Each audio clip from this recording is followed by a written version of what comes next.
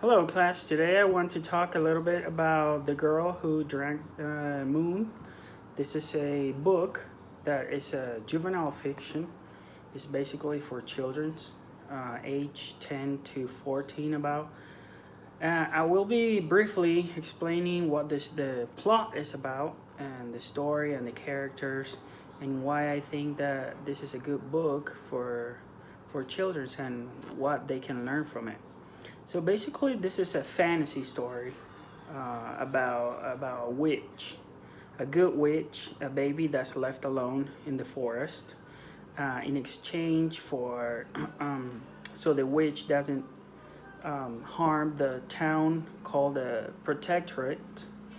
What people do in the very beginning of the chapter is they every year they sacrifice a baby from the town and they take it to the forest where a witch, a bad witch, will take him.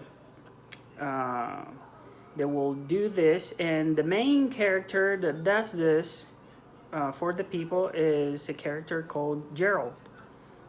He's the elder of the town. He's the one in charge of taking care of this process of taking the babies there. So as you read the story, you'll find that a baby is taken from a mother who is mad, who goes mad because she doesn't want her baby to be taken away.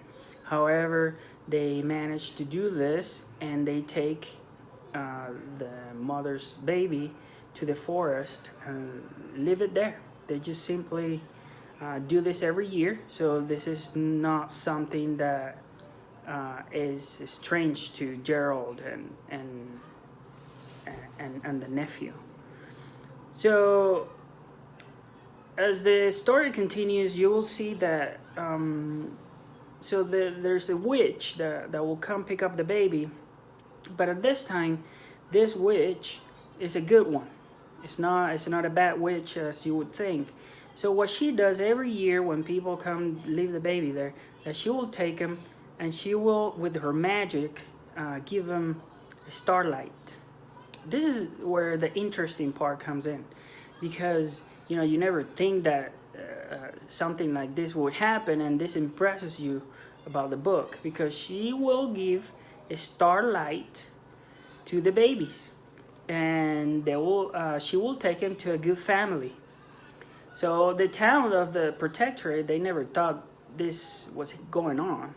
However, this good witch, she was doing that. At this time, uh, when the last baby was given to the bad witch, supposedly, and the good witch accidentally gives the baby moonlight instead of starlight.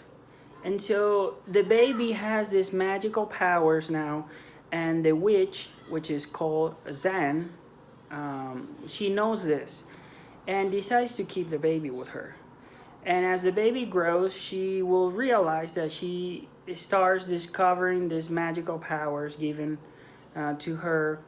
And then as you read the story, you will start seeing how she gets to meet Sans, little dragons, and other creative monsters, which are part of the fantasy of the book. And then how they will meet with Austin, which is the nephew of Gerald. And so basically they go through this adventures together until the very end of the book, where you will realize that the girl has grown to her 13 years old about, and she has all these powers, able to actually protect the Protectorate, which was a city that were afraid of the bad witch in the beginning. So there's this big volcano that erupts, and they're all afraid that the town is gonna get destroyed. But that's where Luna, that's who was the baby in the beginning.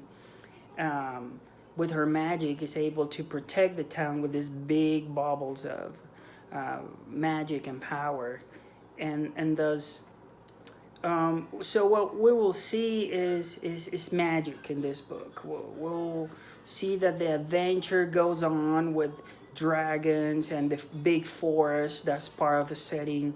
So it will get the children's mind going in fantasy. So overall, I can say this is a good book for children's age 10 to 14. About this is a book that will take you a few days to read. It is about 300 pages long, and it'll be good for them to learn how to read books, how to encourage themselves to probably write fantasy in the future. And so they can take good things from this book as far as fantasy goes. So basically, this is the book. The author is Kelly Barnhill. You can find this book at any library. And again, the title is called The Girl Who Drank the Moon. Very good book. It's an award winner. And so basically, that's it. That was my review of the book, the plot, and why I recommend that children read this book. Thank you.